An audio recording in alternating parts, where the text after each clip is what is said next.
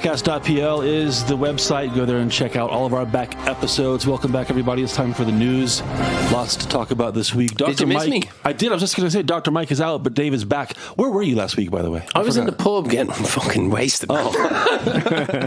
Well, you told us you were like, something came up at the last night. I had to work. I had to work a little bit late, and then I had to do something after work, and it was going to be very tight for me to get to the pub at 9 o'clock. So I decided to prioritise a good evening on the ale. So the KrakCast is second at best. It was 30 degrees. More I did not want to sit in here and sweat my nads off. Josh, what are you going to do about the air conditioning situation here? Yeah, Josh. Well, you know, it's a kind of a structural kind of like shortcoming of the building in general. Don't blame the building. We're looking at you for this. What's the story? What's the story? Well, you know, my electricity is high enough. The studio complex's electricity bill right. is Exactly. Is high enough as it is. I got my comeuppance when I listened to the food delivery piece because I was contributing to shouting at my phone while I was listening to it. It was very very interesting topic. And it's one of them when you start to unpack it. There's an awful lot to it, really. You know, I agreed with our commenter on Facebook. We probably could have talked more about the contract situation. Yeah, it was a good idea. We didn't go into that. I am fascinated. Right, we need to find out who are the agencies Uber Eats uses. What are the arrangements there? Because I guarantee you somewhere there's a scandal. Well, they need hundreds of people, so they must use an agency. They must have some kind of... Well, by the way, we're talking about an episode we published last week about the food delivery business here. I mean, it is really interesting. I mean, can I just say one more thing on that, right?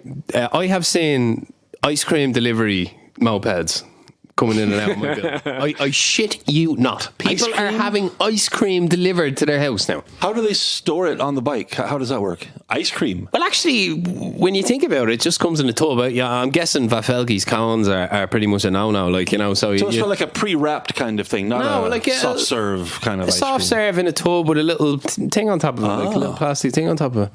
I've seen Good Lud and all that being delivered, man. Oh, don't get me started on Good Lud. I'm so... Average Lud. Yeah, average Lud. I can feel Ornstein firing up a comment as we speak. Yeah. Okay, let's get into the news here. Let's start with this subject. You know, this is something we talked about many times. We would love to get rid of this subject. Not only because it's bad news, but because we just have enough of it. But unfortunately, it is a thing. I'm talking about coronavirus, of course. More records set this week in Poland of the bad kind, 800 and some new cases every day. We're still at, I think we're just under 1,900 deaths countrywide since the beginning, which is, of course, 1,900 too many, but it's far less than some other places. Like 50 per million, I think, isn't it? Is it something like that? Well, what's the new golden number to be kicked out of other people's travel list? I think 200 per 100,000. Like to be able to fly to other countries? Yeah, I think it's something like 200 infections per 100,000 people or something. Well, that's enormous because I think the figures are usually per million, and they're like Belgium's worse, and that's like 900 per million. Yeah, so. Belgium's got crazy. Like percentage-wise, Belgium is way out there. Not to mention my own country, which has its own problems right now with coronavirus. Yeah, dude, Florida's suffering bad, right? Well, anyway, Dave, let's turn to something we were going to mention last week, but you didn't come to the studio last week, so we didn't talk about it. And that's the European Union response to the crisis in terms of getting the cash taps flowing. What's the situation there? Yeah, can I just say though that I did have a great night, and a lot of people showed up, and there were several nice comments about the KrakCast. Actually, big shout out to Ian, who's been sailing the seven seas and came home to pay a visit and loves the show. So yeah, I wanted to talk about this for a couple of weeks, mainly just to have a little rant, okay? Because I am so sick of reading these news stories that imply that it would be a part of these negotiations. It was all raised here, the rule of law. They wanted to add a rule of law mechanism to the negotiations. And I just need to emphasise that this is impossible, okay? Infringing procedures are one thing, the Court of Justice. They happen all the time, all across the EU. There's been some very high-profile examples with the Polish Constitutional Court, etc. But there is a limit to the punishments that can be meted out by that court. They are assigned per country every 7 years. The exact level of daily fine, the exact level of lump sum fine. And of course, they're hefty fines, but it rarely ever even gets to that stage. You know, it's nearly always a case that some arrangement is worked out. Now, what people are talking about then is Article 7, triggering Article 7, which needs a third of the Commission to agree that there's a serious threat to the rule of law. And then, drum roll, a unanimous vote by the council. That's why it's impossible. When on earth are the V4 ever going to split? Why would they split on this issue? It's nonsense. It cannot be done. And everybody attached to the EU knows this. So the only way, and we've covered this many, many, many months ago, maybe 2 years ago, the only way the EU could put the gun to Poland's head is by slowing down the budget talks to an absolute crawl, making it clear to the V4 that no budget was going to be passed, that as contributor nations we weren't accepting this anymore, and that we're just going to slow the budget to 12th. So it goes to 12th. Where's the Corona connection here? The Corona connection is that the negotiations were not just for the COVID relief fund. Okay, that's the 750 billion. We're going to get to that as well, because that's very controversial as well, because we have 370 billion of that is now being issued as basically debt from the southern states, which was supposed to never happen in the EU.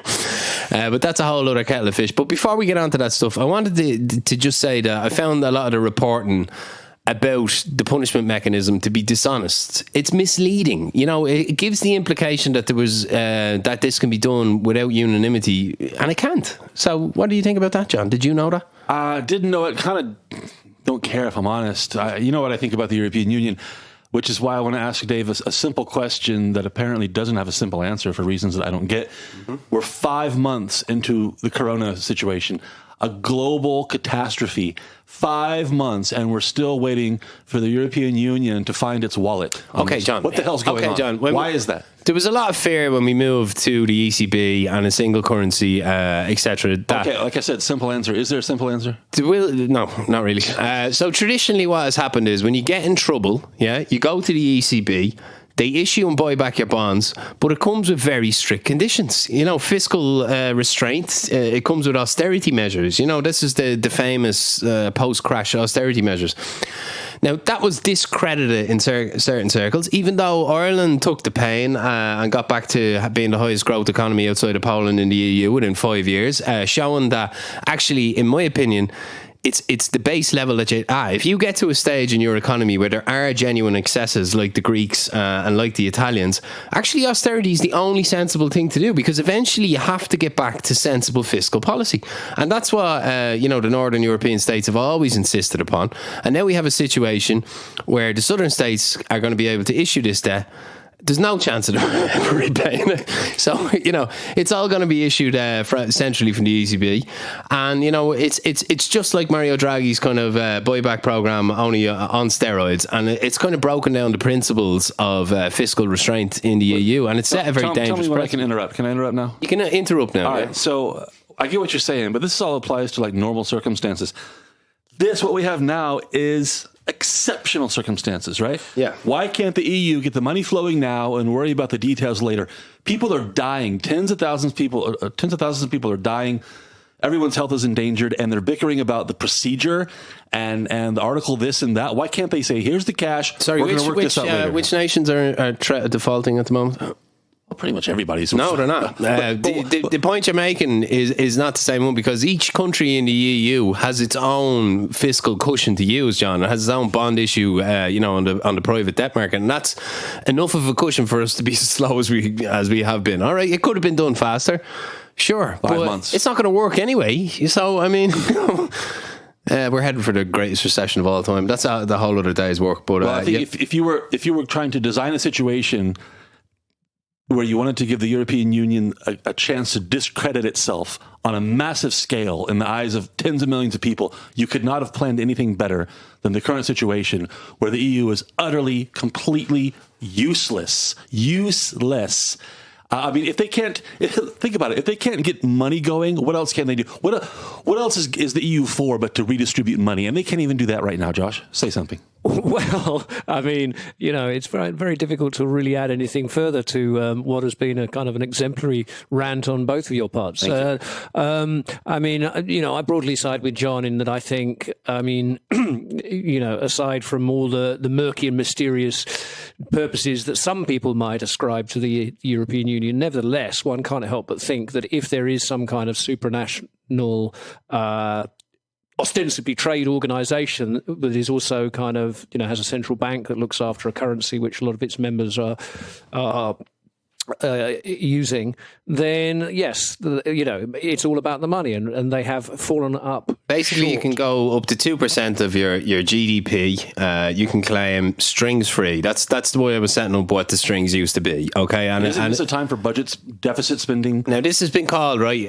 The reason this is now, this means that the ECB goes out onto the market and uses its weight to get a low rate, and then redistributes that to the southern economies. Now, the southern economies have always wanted that to be the way that happened, and of course the Americans jump straight up and down and went, oh, it's an Alexander Hamilton moment, the federalized debt, We don't talk like that. Yeah, no, you don't. It was a lot dumber than that, a lot of the analysis I heard. So of course the amount of horse trading that went on behind closed doors during Charles Michel's marathon session. Ivan Yates, memorably, a happy retirement. Ivan, one of my favourite radio hosts, retired recently, was saying he hadn't heard of a 5-day session like that in an awful long time. That the restaurants of Brussels wouldn't be too happy that they're having their best customers taken away. All right, let me move on before everybody falls asleep. It's just boring. What about all the concessions? We're talking about European banks. It's really boring. What about all the concessions that were wrung out? Nobody gives a shit.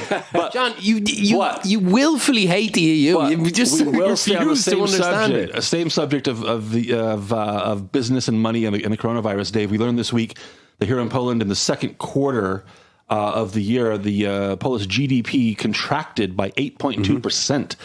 Which is amazing to think that, the economy shrinks by almost 10% in a quarter. But apparently, measured against other European countries, we're not doing that badly. We had the third smallest loss in the second quarter. I think Finland and Lithuania came out better than we did. So what do you think, 8.2% catastrophe or actually much better than we thought? Great Britain is 21%. So, it's all relative, isn't it? I mean, in the land of the blind, the one-eyed man is king, as they say. So I think Poland is actually, in some industries well positioned for a kind of a lot of the big multinationals that have been, are very active in, say, the UK and, Scandinavia to have a bit of a shift more into Central Europe. But, are we all just kind of rearranging the furniture as the Titanic goes down? That's what I worry about at the moment. Look, if any country can make a quick recovery and has proven the flexibility and the strength of its economy over the last decade, I'd like to think it's Poland. It still only carries an external debt to GDP load of around 60%, I believe, which is incredibly low, which gives it some fiscal room. But by the way, I think I said 350 billion. The relief fund, I just want to go back to that for a second. I think I was wrong on that. It's more like 250 in the end. Nobody noticed. Yeah, sorry.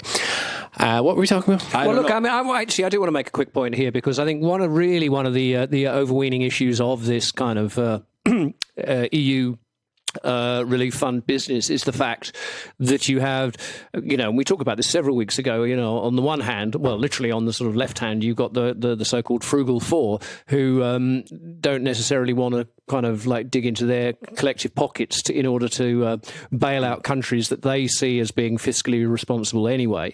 There's also the fact that one of the frugal four is Belgium, which actually has the worst per capita consequences of the pandemic, and they may reasonably feel, well, why should we go kind of forking out loads of money to other nations which actually have got off more lightly than us when we're up to our ears in cadavers? Yeah, it's one of the first times I've heard people in Ireland squealing on the radio about the fact that, like, for the last good number of years now, we've been a net contributor as well. Right. And in fairness, Irish people don't moan about it.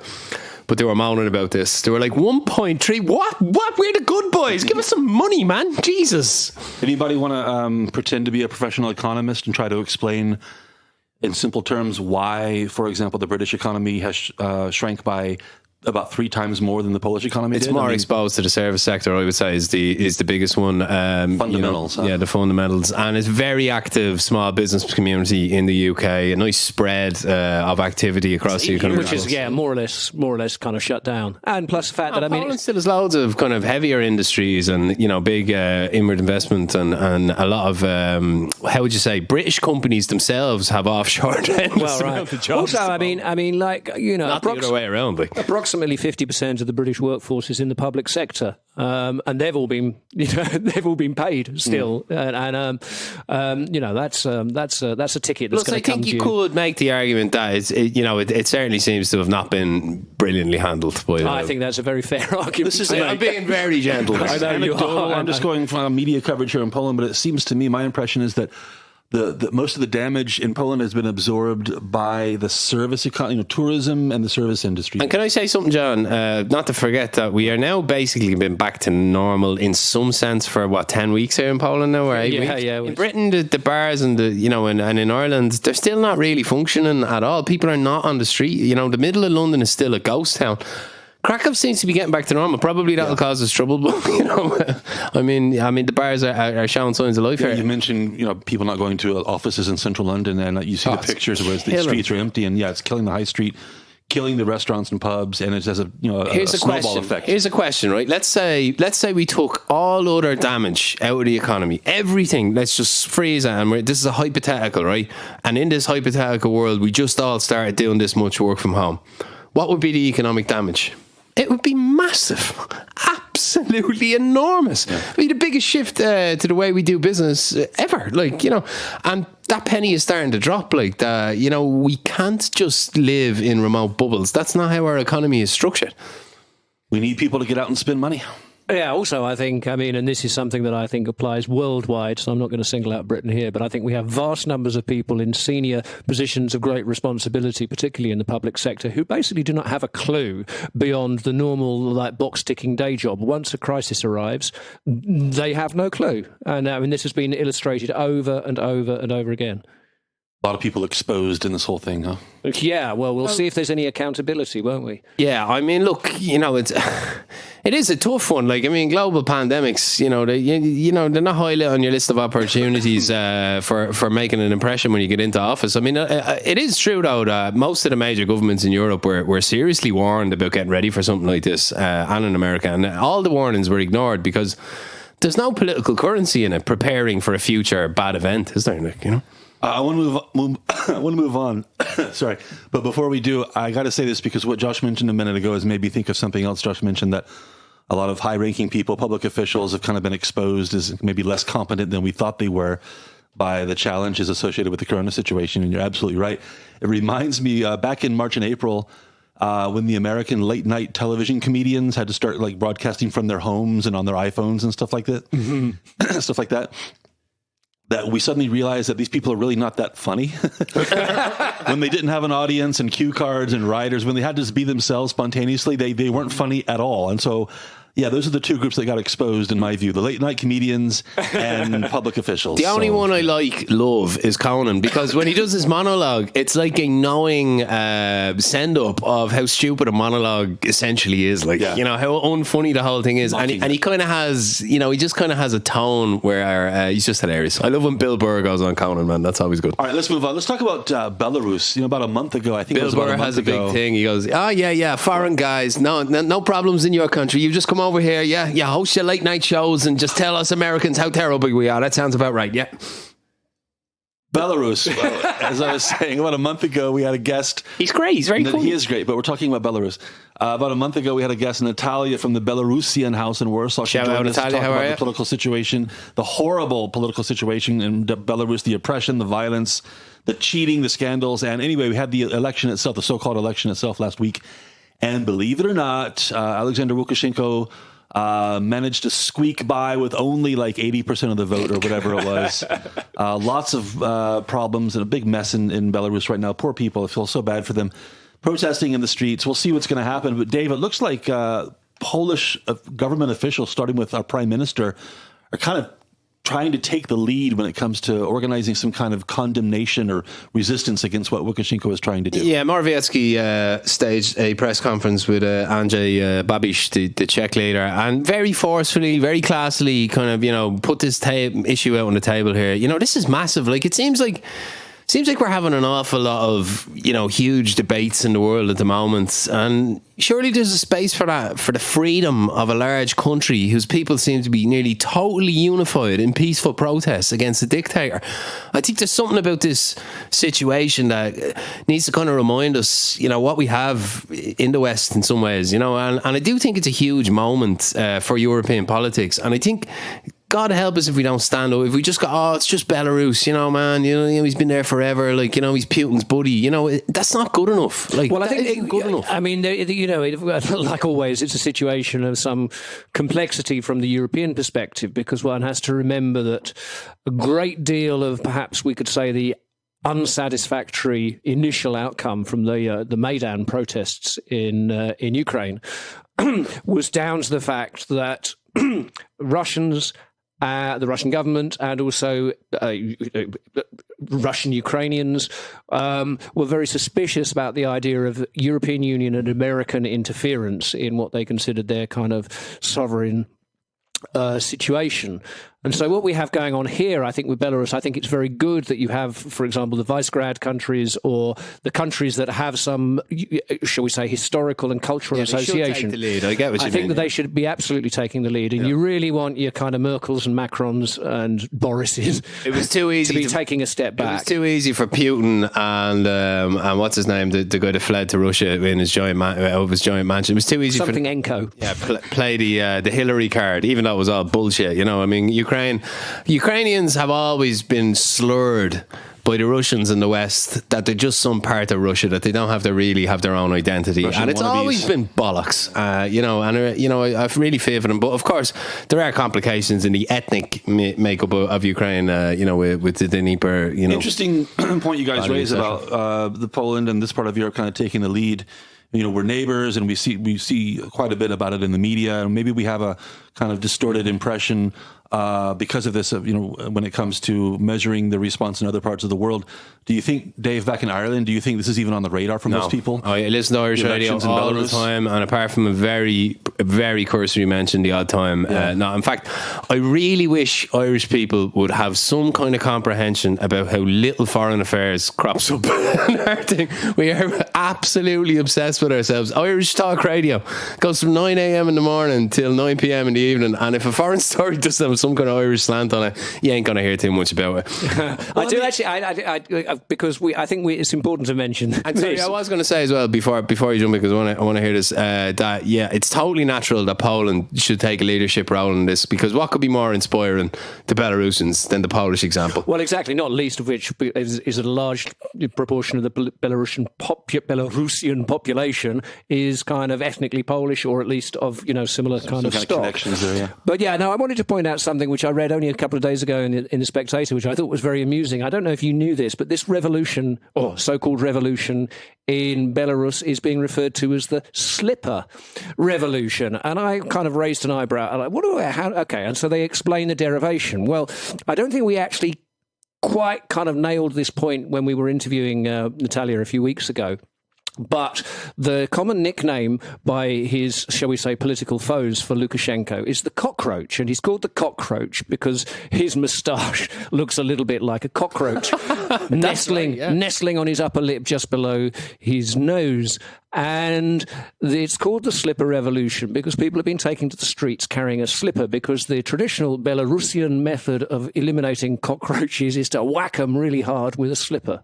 The revolution, I like Viktor it. Yanukovych, that was his name. Speaking of Lukashenko, if you were like making a Mission Impossible style Hollywood movie, and you had some kind of fictionalized Eastern European nation, and you needed a dictator for this fictional country, you would cast him. He looks exactly the part, doesn't he? Do you know what I love when in those old action movies where they make up a stand state, like a new name, like Jagistan or something, and then you cast Lukashenko as the dictator, and he fits perfectly. One more thing about this, and I want to ask you guys what you made of this. I think you saw it too.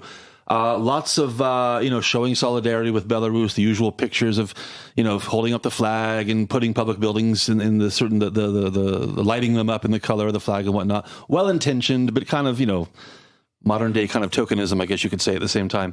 But this got some pushback from let's say the political left in Poland. They were making fun of these Polish officials for showing solidarity, saying, look, you support democracy and democratic reform in Belarus, but not in your own country. Fair point or out of bounds? And it's slightly facile. I think it shows where Polish politics is domestically at the moment. I think I try and give peace a good bashing anytime I can on the show, but to compare them to Lukashenko's. I mean, this is like kind of comparing, the current incumbent over the Atlantic to being literally who. Look, hyperbole is built into politics. Okay, Yeah. we can't help Gotta score but make points those when you connections. can, right? Exactly, and you know what? It's always been a blood sport. It always will. They weren't in the 18th century. They weren't all standing around going, "Oh, the good old right honourable gentleman has a wonderful point." Actually, no, they actually were vicious back then as well. So it's always been such. Let's move on. Let's the rest of our show. Let's dedicate to some local news here. Let's start with Let's start with a couple of stories about Kazimierz here. Both of which we touched on a few months ago, I think. The first one is... I think we need to stop saying that because... Which was... Stop saying what? It's just the nature of a show like we this. talked about it before? We're going to talk about... Well, that's true. That's pretty much nothing we haven't talked about before. I say it a lot as well. How many people actually listen to us every week? Well, that's anyway? true too. Both listeners. Anyway, the building in the center of Plac Nowy, this little... It's not an octagon, hexagon, dodecagon, whatever, how many sides it has, I have no idea. Anyway, the building in the middle of Plac Nowy last year was supposed to be converted into some kind of cinema, and it never went anywhere. But apparently, it's a thing now. They started a few days ago. An idea we roundly mocked at the time. The Kino Kyiv is sponsoring the future showings every weekend. It's supposed to take place. Now, I haven't seen it myself. And I don't think you guys have either. So if anybody listening knows, please let us know how they set this up practically. Is the screen like on top of the building and you watch from outside? Because I can't imagine anybody fitting inside the building. I was sitting on Plac Nowy this afternoon and I did not have the faintest idea that there was a multiplex construction operation taking place. It's a uniplex. In this case. Yeah. It's one maybe screen. without even the plex. Just screen, whatever. But movies are back. Tickets will be on sale. If it's outside, is this something that's cool and interesting, or is this not a thing for you guys? Watching movies outside, because it's some tie-in with the Kijów, and that's the biggest cinema in Krakow by some distance. So that's kind of ironic, isn't it? It's now in a biggest and the smallest. Well, now it's in what I can only assume is a kind of storage area for Zapiekanka toppers. What it looks like. I mean, it has to be on top. It has to be an outdoor thing. No, There's everything I read says it's inside indoor. this thing. If it's going to be outdoor, I mean, how are they going to cope with the noise of all the regular comings and goings in Plac Where are they going to put the seats? You'd need some kind of circular screen. I don't know. Yeah. I don't know. I got to go see this for myself. I just don't get this. But every weekend, I guess, until the... It's going to be a drive-in, John. A drive-through.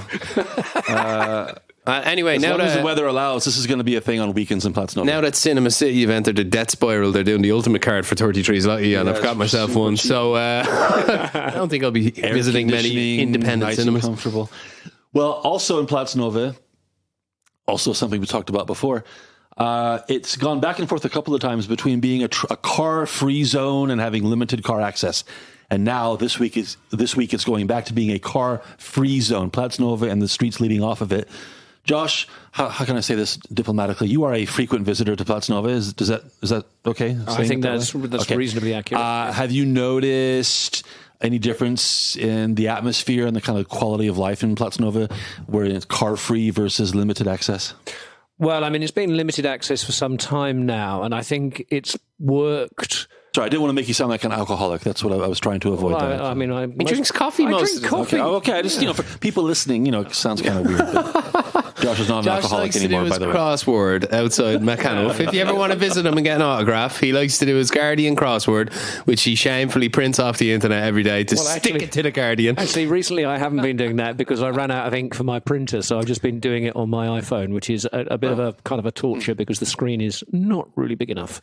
So you were saying about the cars. I used to see the tactile pleasure you took in filling it. Yeah. You need to get yourself an ink cartridge. I do. Well, there's various reasons why that's not happened just yet.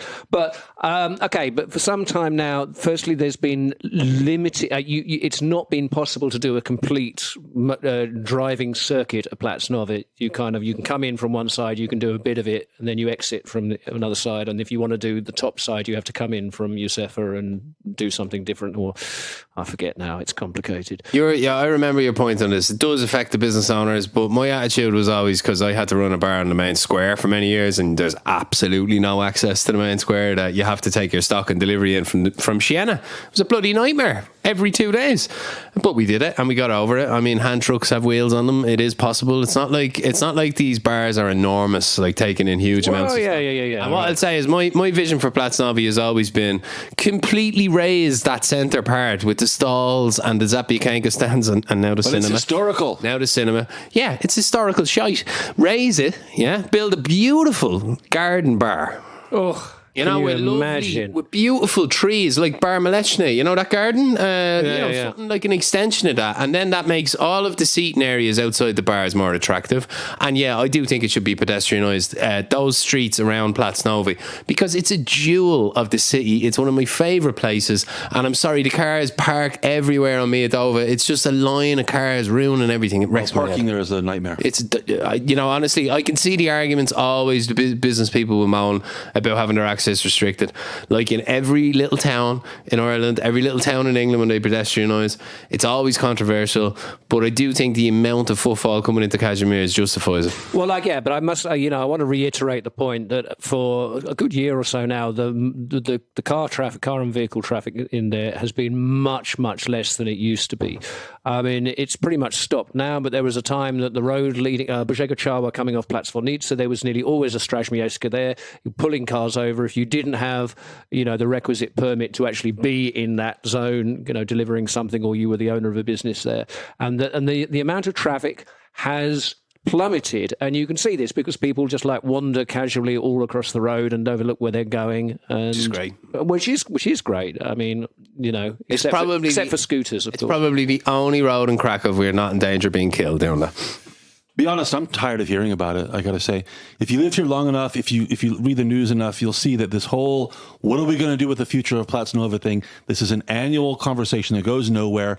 There's too many stakeholders involved, too hard to get anything done, and the result is exactly what we see: a lack of progress of any kind. Everybody has an idea you could make an argument. How to make it look better, how to beautify it. Nothing ever gets done. I don't. You say it's a jewel, Dave. I don't see the big deal. About it is a jewel. I don't see the big deal. It is a jewel, and I think you could make a very good argument that no area of the city's quality of life has improved as much in the last 15 years. There's a reason it's Plac Nowy.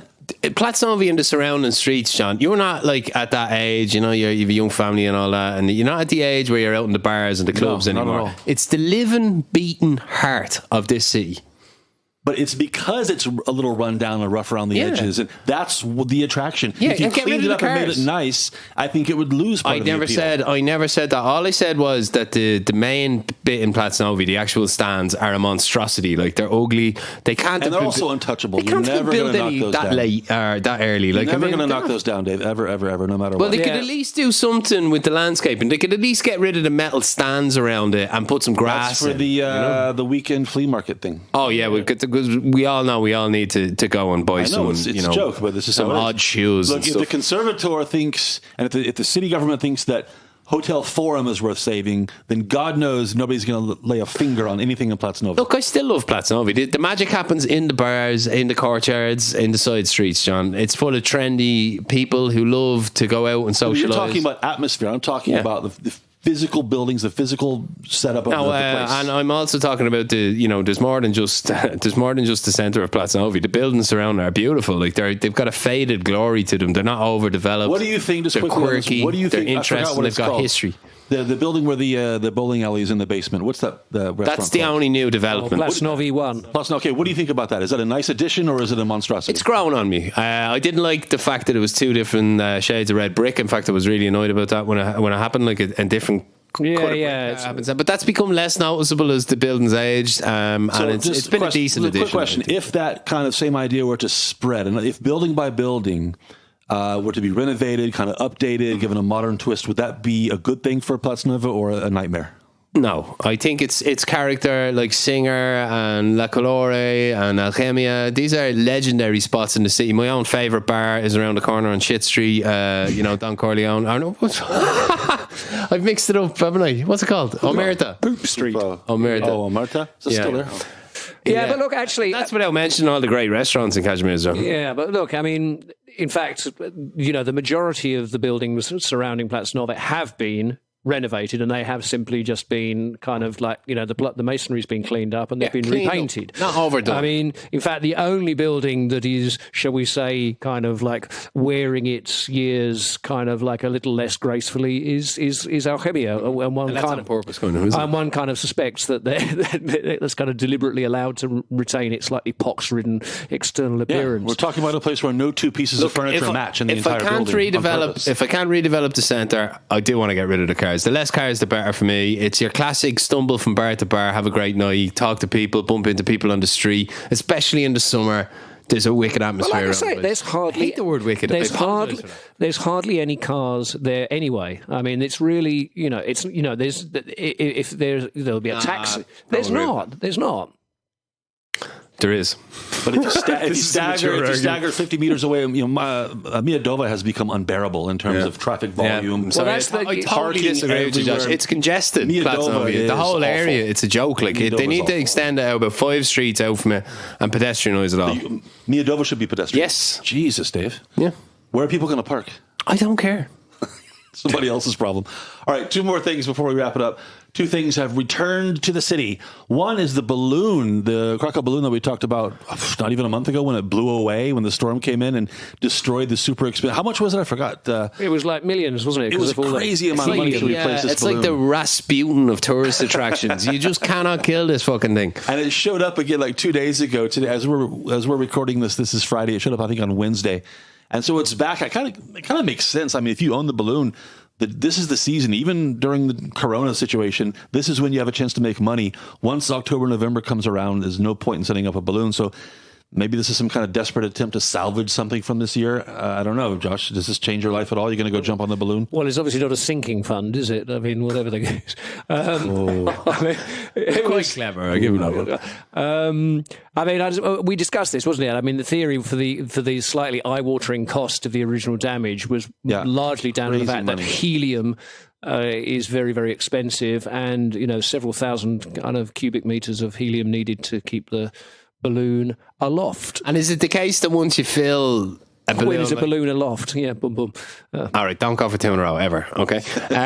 When you fill a balloon that size with helium, you're essentially...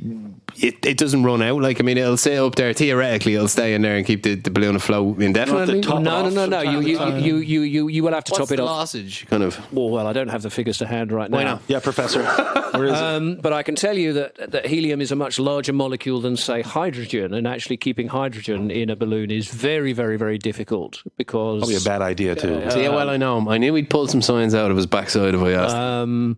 But yeah, I mean, but there is, I'm afraid I don't know the figures, but you would have to top up the helium on a regular basis. But obviously, it's like filling a swimming pool, isn't it? It's all very well kind of keeping the hose running in the summer to counteract evaporation, but when you empty the swimming pool for the winter and then you have to fill it up again at the beginning of the summer. Well, I thought for sure that the owner of the balloon was going to take this as a message from God when this happened a few weeks ago and just give up, because we talked about it before, but the history of the balloon is so weird. How about a message from Dave? Your balloon is shit. Go home. Last thing, we're going to talk about something else returning. Allegedly, we'll believe it when we see it. In a couple of days from now, according to the city, if you believe them, trams will be running on Krakowska Street, Josh. Well, no, actually, I mean, okay, there is a degree of plausibility to this in that we have seen considerable progress made in the last few weeks, and I can personally testify to the fact. Testify. That I will say it out loud and proud that tram tracks run the entirety of the length of Krakowska from Dietler, which has now the point system in place. Everything is surfaced. Zebra crossings are being painted on the street. Mm-hmm. One would imagine that what's going to happen first before they actually open the street. Oh, and believe me, it's hilarious watching the number of people who kind of realise they can get onto Krakowska and chancing their arm at getting all the way up to Dietler or the other way, and then slamming on the anchors hard when they kind of come up against the barrier. But no, what they're going to have to do before they consider opening the street in general, of course, is to run a couple of experimental trams up and down it to make sure that the lines actually work. Oh God, please don't even employ Still a chance that some kind kind of last minute surprise is going to delay everything again for another 6 On months. a positive note, Dietla, which has been a sandbox for the last few months and had a very narrow path before all this started, now has possibly the most luxurious flat sidewalk path. Excuse me. I'm going to America for word therapy. You're affecting me, John. Sidewalk? Someone shoot me in the nose. I'm reading that book about Robert Moses. There's a lot of sidewalk talk in that. Yeah. I'm blaming Robert Caro. But it looks like I came down Dietla on my way here today to our luxurious studio, and it looks like Dietla still has a long way to go before the regular traffic pattern is restored. The parking situation is still unclear. I think the priority for the city is to get the trams going on Krakowska. It looks like there's some cosmetic things, maybe some landscaping things that have to be sorted out still, but get the trams going. You mean this multi-year, multi-million development for a tram upgrade is all about the trams? Believe it or not. Wow. Yeah. You can only get insight like that on the KrakCast. It's true. My point is, they're already a year or whatever it is past the. So now they're focusing on the trams. Why couldn't they have gotten the trees and the plants or whatever already set up? The bushes. I don't know what it's going to be. Why does everything come down to the last minute? If they have problems with the cement or the installing the tram lines, okay, fine. But what's your favorite type of bush? It's like kind of when you. What's your favorite type of bush? Nobody ever talks about bushes. Shrubbery. Haven't thought about it in a long time. Daylight shrubbery.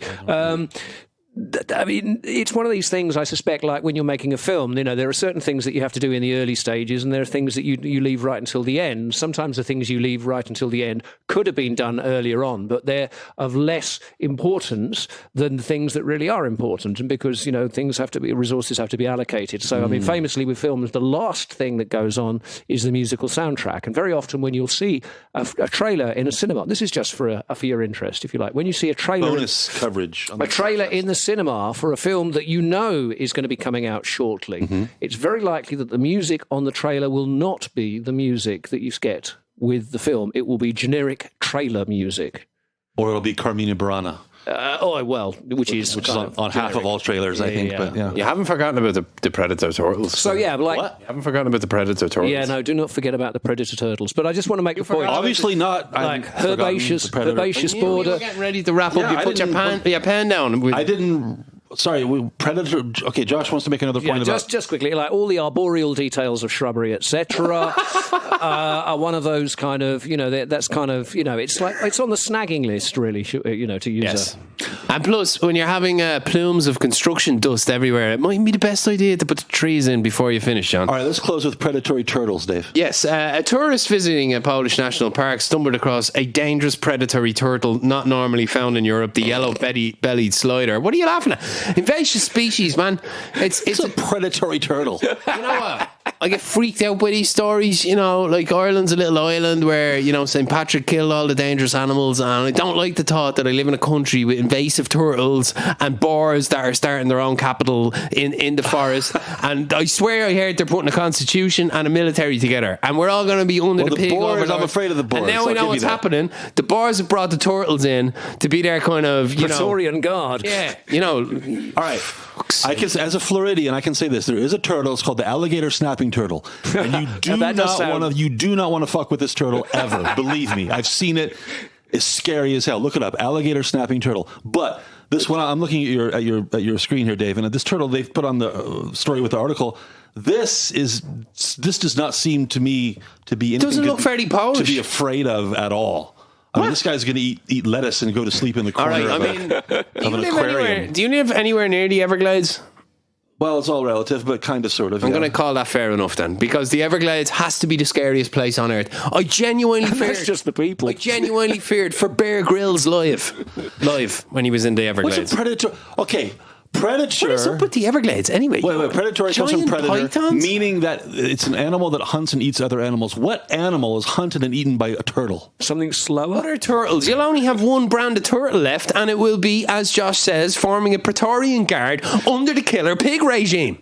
Look up alligator snapping turtle. You will never. By the way, you'll never go near the water again. Did you see the Danes are now fencing off the German border? The pig wars are getting serious, boys. Don't joke about pigs. Pigs are serious. I am telling you now, ASF is gonna hit right at the worst moment. Watch just when our economies are already collapsing. Here's the thing, Dave. You're out one night. You're taking the garbage down to the dumpster one night. You turn around to go home. You freeze in your tracks because right in front of you there's this big ass boar. Do you run for it, or do you become a statue and hope for the best? Well, I mean, obviously I have to finish shitting myself first, and then I'll make a decision, you know? I'm from the city, John. You know, I'm scared enough of rats. Like, they built a shopping centre near where I lived when I was young, and it unearthed, you know, the rats who were happily living in that field, that enormous crater-filled field.